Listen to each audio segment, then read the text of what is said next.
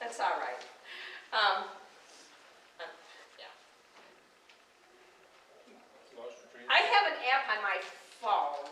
It's the Bible app, and it's sponsored by a certain church. I can't tell you who it is, but if you go to the apps, you can find the Bible app, and it will tell you what church has it. They have devotionals that you can do, and in these devotionals, they can last almost any length of time that you want. You can do a whole Bible in the year thing, or you can do a very short devotional, a couple of days. And when your friends are on this app with you, they can invite you to do a devotion with them. And, you know, I have a friend whose first name is Terry, and so she invited me to do this app for this last week, and she invited other of her friends to get involved in this app too. So I get to know other people in our Christian community who I'll probably never meet this side of heaven. When I say all that to say that this week's devotion was a 4-day one, and it had to do about two people in particular. One was Moses, who we all, have read about and understand and know a little bit about and can get the basics out.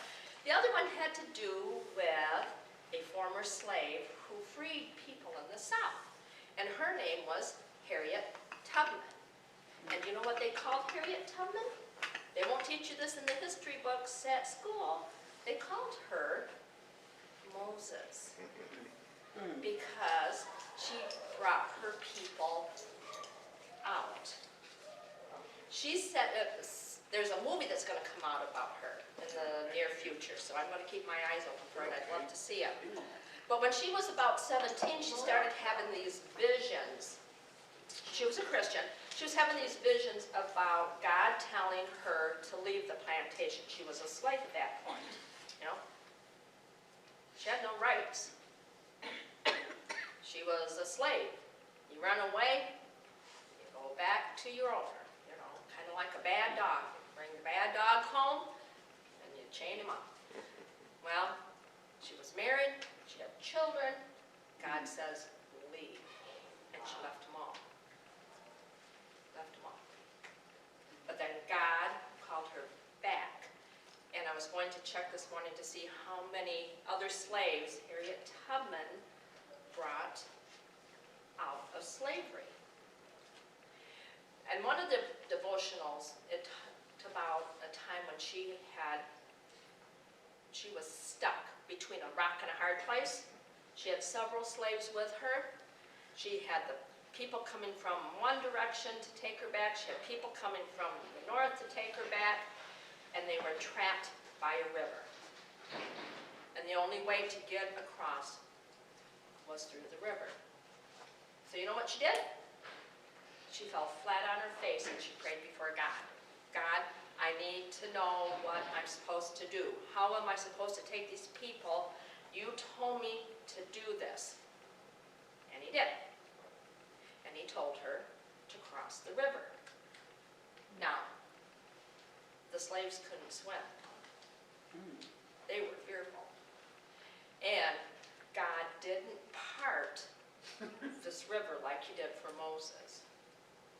But he did tell Harriet Tubman to walk across the spot in the river that was no higher than waist deep, where everybody could cross and make it to the other side.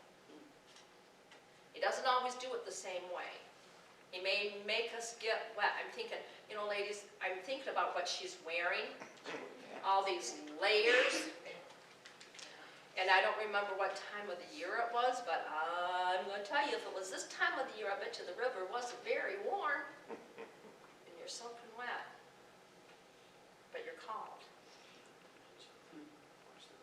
And remember, it doesn't matter if we get soaking wet, we get cold. Well, we don't want to get cold. But if we get cold, we know who the source is to heat us up. We can be a Moses to those around us. Because they're caught in slavery. They need somebody to help bring them along. Yeah.